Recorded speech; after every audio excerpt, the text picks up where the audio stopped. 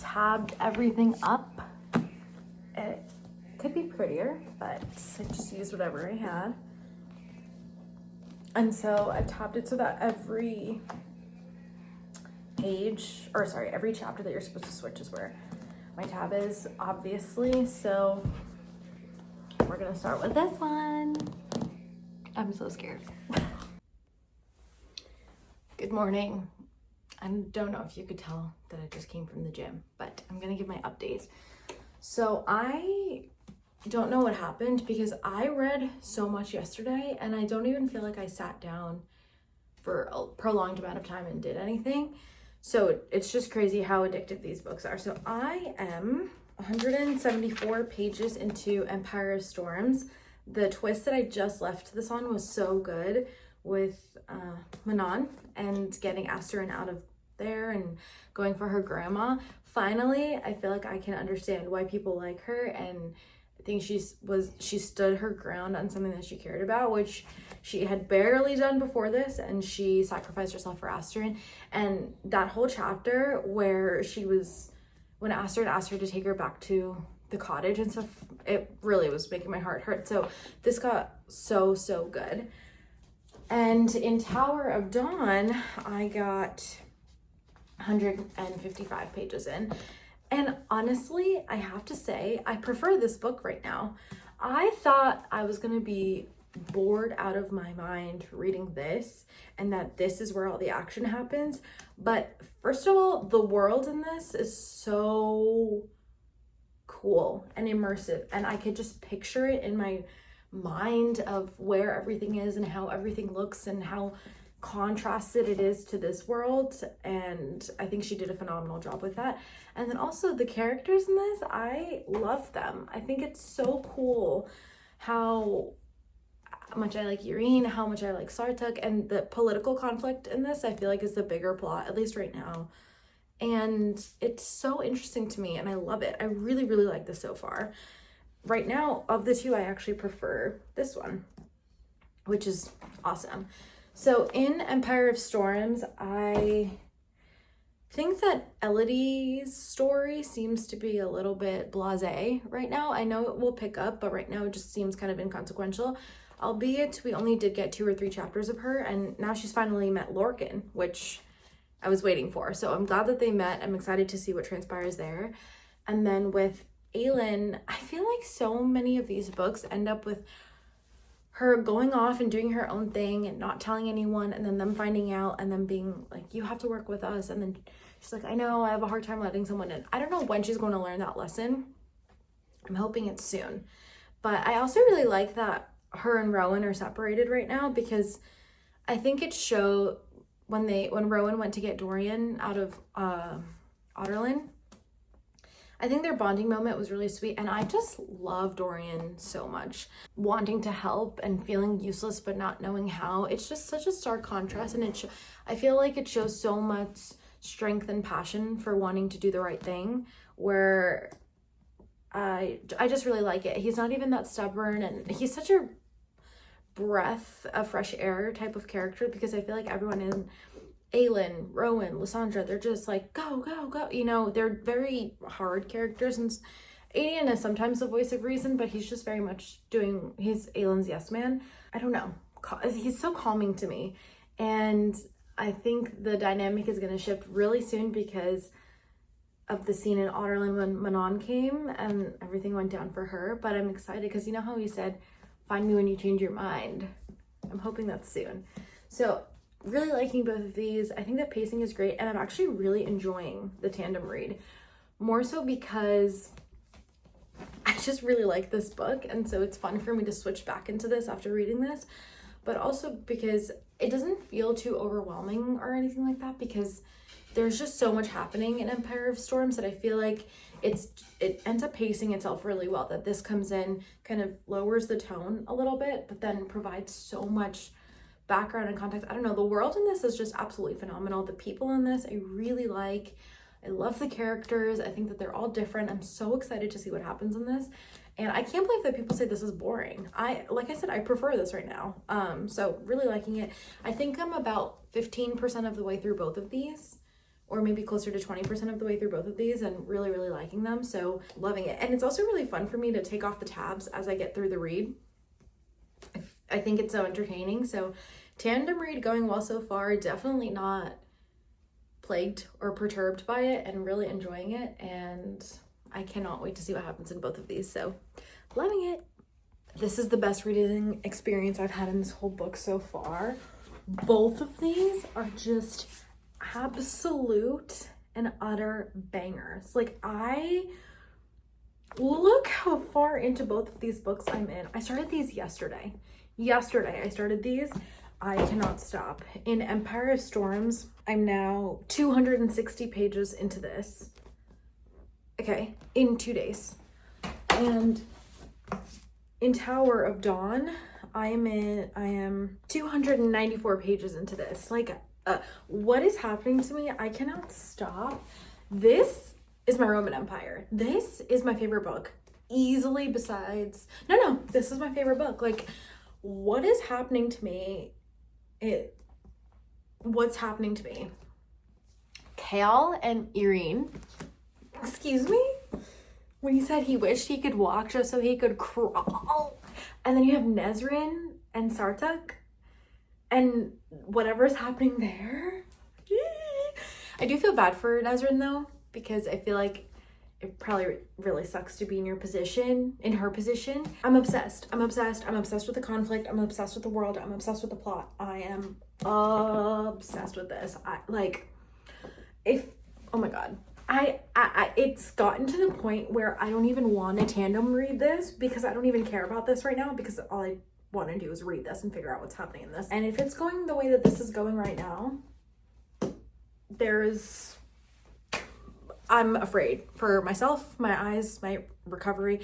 I think my eyes are so fatigued because for the last week, I've had an eyelid twitch that has not stopped twitching, but I think it's because I cannot stop reading, and that's obviously eye strain, on top of which, since I work all day, that's eye strain.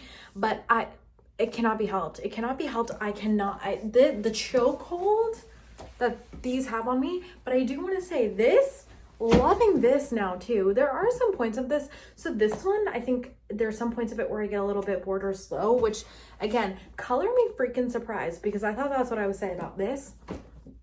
There are some parts of this that I find to be a little bit boring, but the plot is moving. I feel like there's no part where it's very stagnant. This is just like a lot happening, you know? But I just read my favorite chapter in this entire book when freaking Selena shows up to Skull's Bay in Ralph's little, with her feet up on the desk. Like, it's giving me flashbacks. It's giving me war flashbacks to Assassin's Blade. And I can't think about that book too hard, but so good. That whole scene was so good. And then Rowan, and then she was like, she must be beautiful. So cute. Loved that. Loved everything about that. Then we have this mofo over here. Number one. So good. The world in this is so pretty. My prediction, I'm going to say it now, even though it's probably not true, but my prediction is the Vold demon is Rhaenyra, Hussar's lover, or Duva's silent husband. It's one of those two. That's my prediction. It has to be one of those two. I think Hussar's too obvious. I think any of the princes would be too obvious. Like, I think Ushgun is too obvious. Kashin, I still think any of the princes would be too obvious, but maybe not, because it's like their sister. Obsessed. Obsessed. I cannot stop. I cannot stop. Oh my God, I'm almost at part 2. Why is that extremely terrifying? If I'm almost at part 2, that means this book is almost over, which means at some point this book is going to end, which means at some point I'm going to know everything that's already happened in this book. Scary. Is that going to stop me though? No, I'm going to keep going. I'm going to keep enjoying, and watch. I'm going to come back tomorrow and it's going to be that I can finish the whole thing. My eyes need a break, but my brain can't. My brain can't break. Someone cut the brakes up here. Oh, you can't.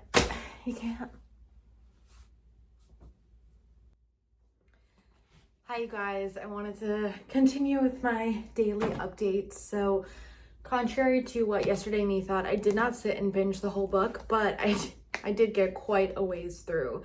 So in Empire of Storms, I am on chapter 35, so 313 pages in.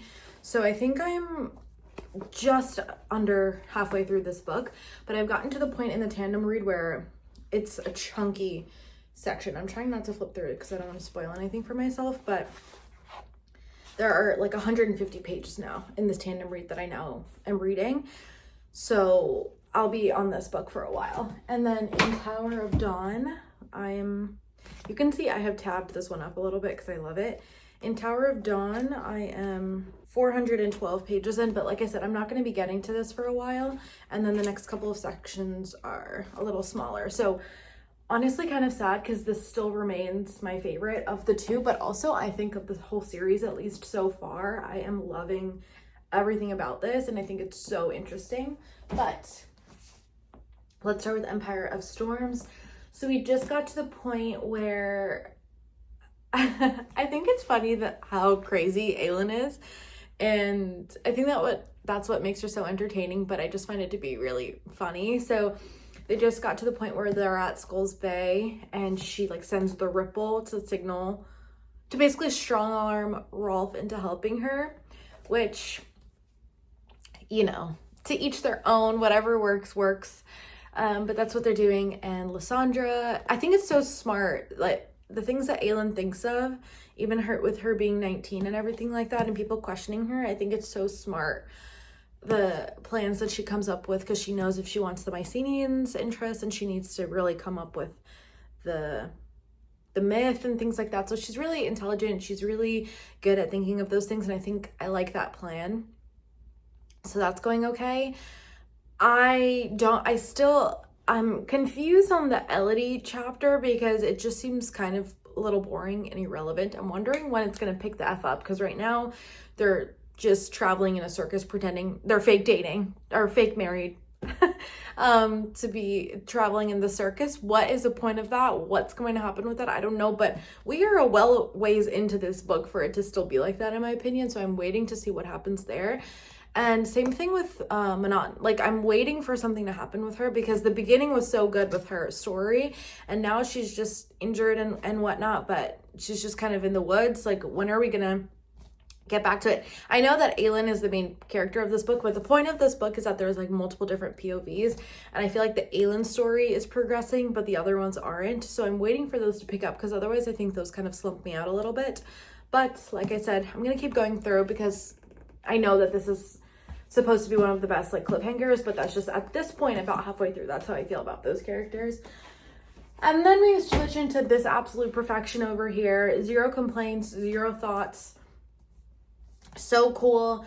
Something that I think is really making me like this is that it's really only the 2 stories happening, like Chaos story and Nesrin's story. I love that. I know it's like Yirine's story, but I just mean it's just really only 2. And so this, I feel like the world building is so strong in this, the character depth is so strong in this, because they're really focused on 2 stories that come together but then pull apart at the same time. And the stories in here are so interesting. I cannot understand for the life of me how people call this boring. There is conflict in this. I'm over halfway, I think, of this one at this point, and there's so much conflict. There's so much there's quite a bit of action in this. Just because it's not like gung-ho rah sword fighting doesn't mean that there's not a lot happening. And Nesrin's, so I just got to the part where the Stygian spiders, where did that even come from? I cannot believe that that's the Volg infiltration here. I did not see that coming. And so they went to the tower and the cave with Sartek. Shameless flirt, by the way. I certainly would take all day. Okay. Okay, that's fine. That's fine. Like, that's totally fine. Anyways. Love this. So I think probably today's majority is going to be spent on this because, like I mentioned, I have 150 pages of this to go. So I guess we will see what happens with this book today. Making my way downtown through this book. I'll let you know what I think. Okay, hi guys. Location switch as to where we're even starting this. So I don't know if you could tell. No, you can't. But I'm actually at Barnes & Noble because When I tell you I've been in a fugue state reading the tandem read, I really mean it. My eye has not stopped twitching since Queen of Shadows. Like I'm genuinely operating in a fugue state, and so I am taking barely that of a break, but nonetheless I'm taking said break because I'm going to a workout class. But I never thought this day would come, and like I'm kind of emotional about it, that I, for all it's worth, had bought the entire Throne of Glass series besides Kingdom of Ash, and I told myself it's such a big book that I wasn't gonna buy it until I got to that point. And I'm almost done with the tandem read. Yes, I'm aware that I only started it on Monday and that it is Wednesday, but that is the truth, okay? Sue me. And anyways, I am almost done with the tandem read, and I'm probably gonna finish it today, which means that I'm on Kingdom of Ash, which I don't know. This is sounding so stupid, but I really never thought this day would come, because I saved the receipt in the Tower of Dawn book that I bought, and I bought it like almost exactly 2 years ago, and I had bought Throne of Glass way earlier than that. So I have been a huge recent reader since, I think, maybe 5 years ago now, almost 6 years ago at this point. Yeah, almost 6 years ago. And I think I've owned Throne of Glass since then. And for whatever reason, it was just so intimidating to me that I never read it. And now we're at the point where I'm gonna go buy it. So that's just really surreal. And I know this sounds stupid, but that's just how I feel. But I'm gonna go into Barnes and Nobles and buy why does it look like I have a random spot in my eyebrow? I'm gonna go into Barnes and Nobles now and buy Kingdom of Ash, which is kind of crazy. That's what I'm gonna do. And I thought you guys could come with me. So come with me. I bought it. I love coming to the Barnes because the workers here, or the employees here, always talk to me, and we always have such a good conversation. We were talking about this, and she said it's gonna ruin me, so been knowing that, but it's so fun to talk here.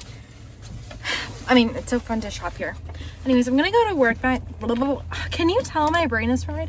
I'm gonna go to my workout class now to hopefully prevent myself from literally going cross-eyed, and then probably go home and finish this freaking tandem read because I have no self-control.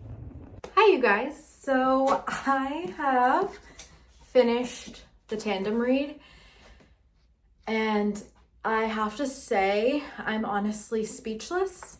I'm at a loss for words. I tried to put together all of my feelings, and I think I'm gonna go book by book and then talk about what it was like doing the tandem read and everything like that. I'm speechless. So let's start off with Empire of Storms. The ending of this book was nuts. Absolutely nuts. I did not see, honestly, most of it coming. I thought maybe the thing with Rowan I really saw coming, but not in the way that it happened.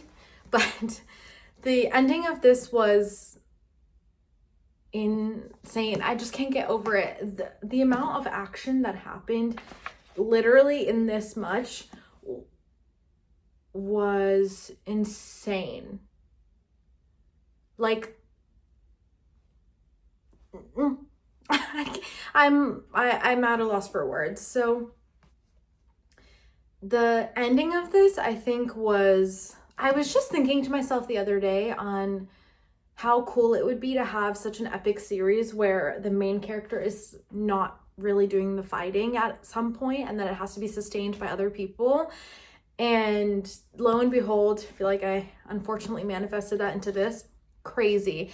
I also think I really didn't like Aelin for most of this book. I think she's a little bit of a bully, to be honest.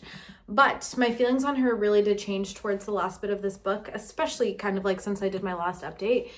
Mostly because I don't think that she's nice, but I think that she's kind. And I think she's extremely smart, and I think it's really fun for people that really underestimate her. Everything that she thinks of, and who she involves with everything is just so good. Marrying Rowan, only having Lysandra and Aedion know about that, but then only having Lysandra know about her twist if and when she gets captured, and knowing that Lorcan summoned Maeve, which that twist, by the way, what do you mean you summoned Maeve? I thought we were on this redemption arc. I thought he was gonna risk it all for Elodie and all of this shit. He didn't do jack shit. What the F? Like, what the F was that? I did not think he would be the reason that Maeve showed up. Are you kidding me? Please tell me you're kidding me. I had my, like, jaw on the fucking floor. Jaw on the fucking floor with that one. I loved that they all came together. I know I was saying this throughout the book of how did they intersect? How did they intersect? And I thought it was fun. And I think Dorian is so underutilized because he's so smart. He figures out so many things. And then they keep saying he's just as powerful as Aelin. He's just as powerful as Aelin. But we never really got to see him use that except towards the end when you realize how smart he is and what he uncovered with the witch mirror and things like that. The one thing I will have to say about Dorian is I feel like the him and Manon thing is a little forced. Maybe my opinion will change as I keep reading, but it just seems like we needed someone for him to pair up with, and she was just there. But I think that, yeah, I don't know. I feel like maybe there was a better, I don't know, more with that, because I don't know. That part seemed a little bit rushed, but I think the Gabriel story, at first I thought it was unnecessary. I think it's because I think Aedion is such a non-factor, or he honestly really irritates me sometimes. But you could tell as soon as Gabriel found out he had a son how much he cared about Aedion, and I thought that was really nice. I find it really cool. I find it really cool that everyone, not everyone actually really likes Aelin. I think only a few of them actually like her, but I think it's so cool that they all follow her because she's fighting for the greater good and things like that. That concept really resonates with me because not everyone is gonna like her, because she low-key is a bitch, but I like what she stands for, and whether she's a bitch or not, like the way that she inspires like everyone to come together, I really like. And what I thought was absolutely fantastic about this book is all of the books leading up to this, Assassin's Blade included, all of those stories converge in this, and I thought that was so smartly done, because when you saw her mention Ansel's name way back when, you were like, okay, whatever. But to think that she was thinking about all of that so far out and thinking about Ilias, like, and you know, all of these things, and really, she was so smart in what she was doing, and I think it shows like why she's such a good leader. But the ending was really sad. I my jaw was on the floor when she just up and went. And listen, I like Elodie more than the next person, for sure. Just as much as the next person, I should say. But like, why is she that important that Aelin just gave herself up? Like, just let her go. Just let her go and rescue her at that point. I know she's gonna go through unspeakable horrors and everything. I know that, and I know that sucks and everything, but you are literally the big head honcho for this war. The fucking thing being that bitch Maeve has been behind this the entire fucking time. So cool. Which brings me now to Tower of Dawn, because you uncover the Maeve shit in here like a little bit before that, which is why it was so fun to go. Okay, but that's more about the tandem read. Tower of Dawn. I think at this point, this is my favorite book in the entire series. I still have one more left to judge. But this was absolute, utter perfection. Everything about this, the story, the setting, the pacing, the dialogue, the world building, and the fact that all of that, this entire world was built out in one book while also pairing with the plot in this book and then coming together. This is absolute perfection. Everything about this. Chaol, dare I say it, everyone knows that I've been like hating on that guy since fucking Chaol walked in book 1. Excuse me? Excuse me? Excuse me? Like, what do you mean? Love him. Love him. love him. And then I feel like you really understand the point of him in this, the humanity that he brings to the story. And something that I really liked was there was a few things. I think when you get the inner dialogue of how he feels about Aelin and Rowan and Dorian and his self-hatred, that was so striking to me and like really powerful. That felt so genuine. But the other thing is that I think that because of Aelin, because of the Vogue, because of his dad, because of the King of Otterlin, like he hates magic in most of the other books.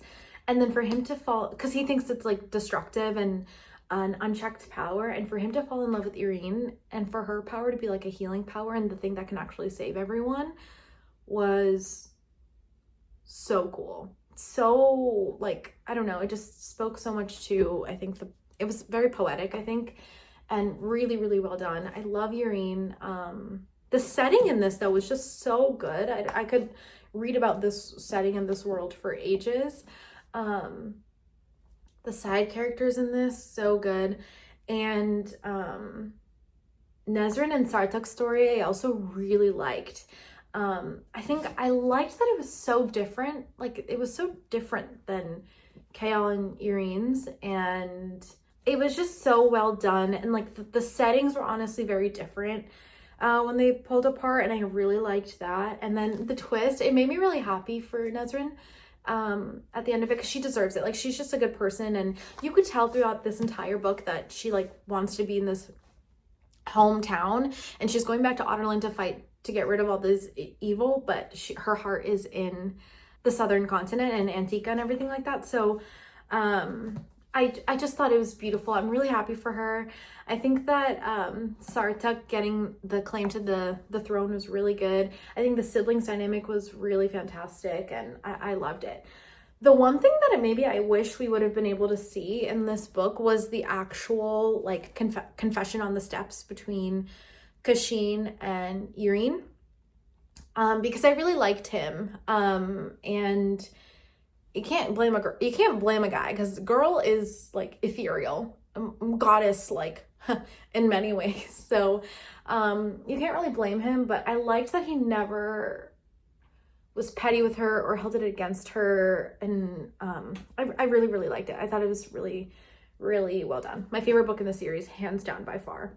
I was almost right with who I thought the Valg infiltrate was, but also wrong at the same time. But anyways, and I also thought that the ending for Chaol and his healing was so good.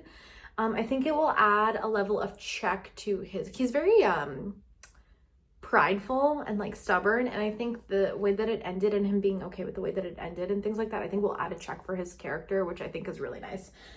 Talking about the actual tandem read, this was one of the best reading experiences I ever had.